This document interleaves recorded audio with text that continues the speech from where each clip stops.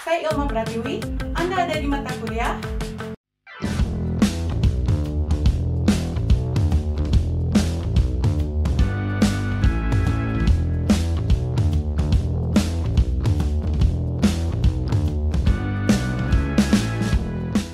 Pertemuan 6 bagian 4. Ketemu lagi sama saya Ilma Indria Sri Pratiwi dengan topik yang masih sama. Di pertemuan ini tentang air bersih, udara, dan ruang sehat untuk pariwisata. Mata kuliah sanitasi, hygiene, kesehatan, dan keselamatan kerja untuk pariwisata. Bagian 4 itu mengenai bahan-bahan pembersih dan peralatan pembersih. Bahan pembersih ini kita pakai untuk menjaga kondisi hygiene itu bebas dari mikroorganisme dan resiko keracunan dan bahaya-bahaya lainnya. Macam bahan pembersih ini ada yang kimia sama ada yang alami. Lalu bisa bentuknya itu liquid atau krim atau bubuk atau dia bentuknya kayak kristal gitu, atau dia bisa padat juga, dia bisa bentuknya busa.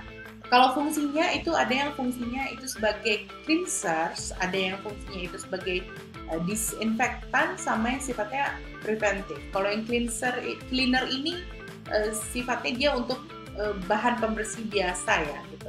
Lalu kalau disinfektan itu sebenarnya dia punya fungsi untuk membersihkan kuman atau bakteri yang di surface-nya, di permukaan ya. Lalu ada yang sifatnya adalah preventif. Nah, yang preventif ini dia berfungsi untuk melindungi. Jadi biasanya dia ada tulisannya antiseptik atau ada dia sifatnya finisher gitu ya, melindungi dan menghilangkan gitu. Jadi biasanya dari material kayu gitu, dia harus ada finisher. Sama dia juga untuk penghilang bau atau deodorizer. Dia fungsinya untuk menyegarkan ruangan dan supaya ruangan itu nggak bau lembab. Nah, bahan dasar pembersih itu ada macam-macam ya. Ada yang dari air, itu digunakan sebenarnya air itu buat melarutkan gitu ya. Ada juga buat pembersih kamar mandi ya. Dia biasanya cairan-cairan sifatnya untuk membersihkan kamar mandi. Ada yang sifatnya juga abrasif gitu ya, dia bentuknya seperti pasir, terus dia dipakai untuk digosokkan ke bagian yang mau dibersihkan gitu ya. Terus ada MPC, itu pembersih serbaguna, biasanya dia bisa cuci dinding, juga gosok lantai, sekaligus bersihkan bak mandi, shower gitu ya, serta sampai kaca. Jadi dia serbaguna. Ada juga yang sifatnya dia acid gitu ya, dia biasanya cairan asam gitu, bisa cuka juga, dia biasanya untuk dibersihkan juga kaca, perunggu, juga bahan-bahan yang dari stainless steel. Lalu juga ada yang sifatnya alkalin gitu ya, dia biasanya bentuknya amonia atau dia punya zat natrium hidroksida, dia bisa untuk ngebersihin oven.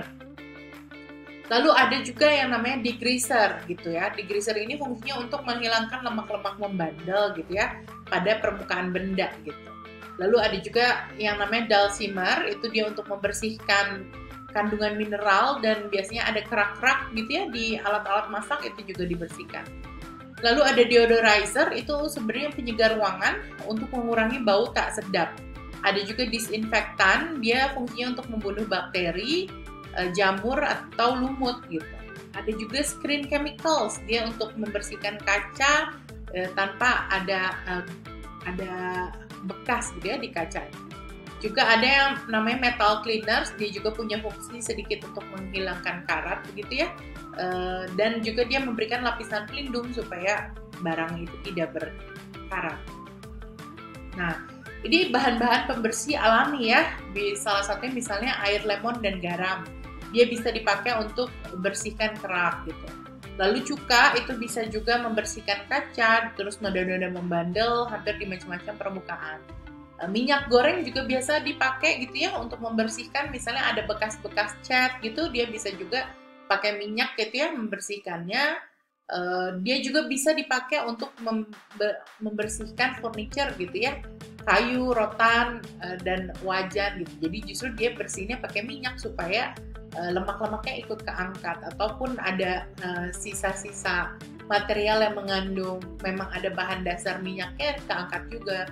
Terus kalau baking soda itu digunakan untuk membersihkan noda-noda di karpet, bisa.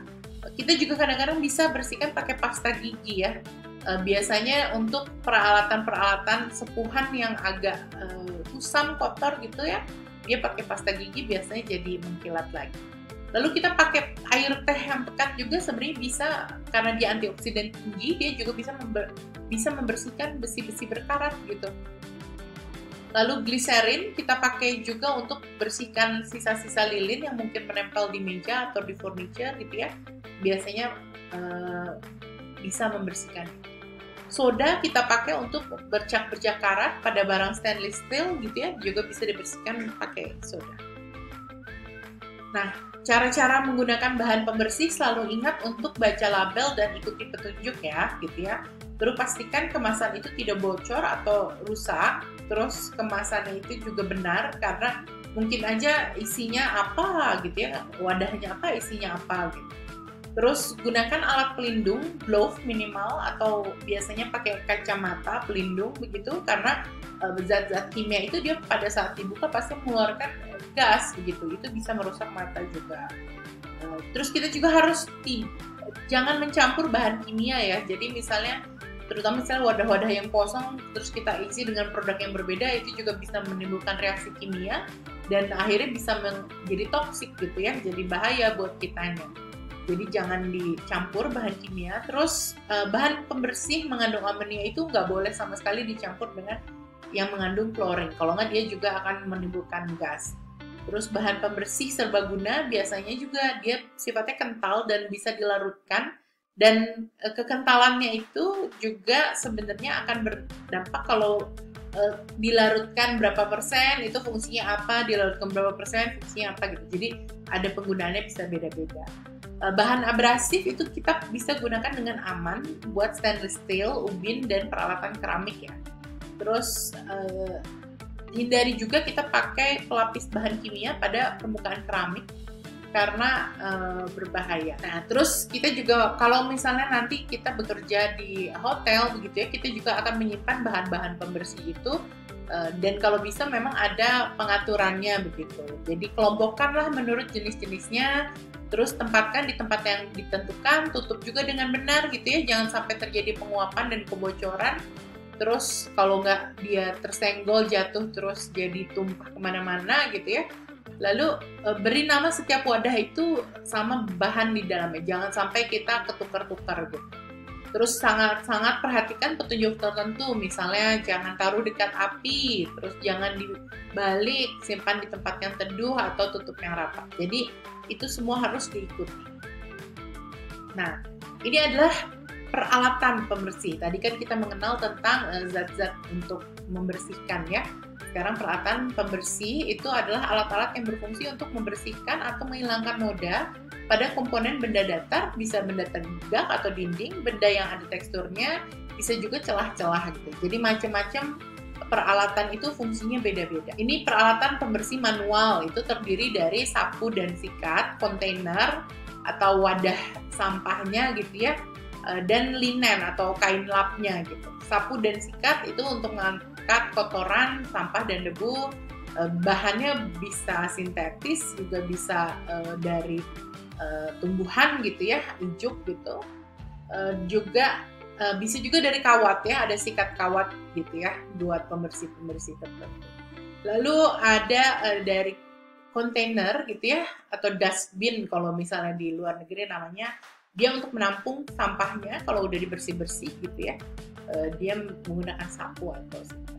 Terus linen itu ada lap gitu ya, kain lah untuk membersih. Ini peralatan pembersih elektronik ya. Mungkin nanti pada saat bekerja menemukan peralatan-peralatan seperti ini. Mungkin kita hanya tahu namanya vacuum cleaner gitu ya. Dia fungsinya buat menghisap debu. Kita mungkin hanya tahu itu doang. Tapi sebenarnya ada macam-macam yang lain. Ada polishing machine, dia untuk membuat lantai itu mengilap gitu ya, berkilap. Jadi dia sebenarnya fungsinya kayak kita menyikat lantai, tapi ini mesin begitu. Terus ada juga mesin lain, ada shampooing carpet machine, dia untuk nyuci karpet gitu ya. Jadi dia mirip-mirip nih kayak vacuum cleaner gitu, tapi dia fungsinya adalah mencuci karpet gitu. Jadi dia ngeluarin sabun, tapi dia juga kayak nyikat gitu. Lalu juga ada blower gitu ya, jadi setelah di shampooing gitu si alatnya, terus udah gitu dikeringkan gitu ya dengan blower. Lalu ada alat yang namanya scrubbing, itu biasanya untuk membongkar atau melepas bagian lantai yang udah terlalu kusam gitu ya, dan kita ingin ganti gitu. Dia biasanya di scrubbing gitu. Lalu ada yang namanya alat pool machine, ini biasanya alat untuk membersihkan sekitar kolam renang. Nah, ini bahan-bahan yang saya pakai ya buat materi saya. Dan sekarang kita udah sampai di akhir pertemuan 6 ini. Terima kasih sudah menyimak 4 bagian, dan kalau bisa dikerjakan ya kuisnya. Dan kalau ada pertanyaan bisa hubungi saya di ilma.indriasri@upi.edu, lalu Instagram saya @ilmailmail. Juga mendengarkan audio file saya lain itu di Spotify Pratewisata. Saya mohon pamit undur diri, kita sampai ketemu lagi ya di pertemuan selanjutnya di pertemuan 7, oke?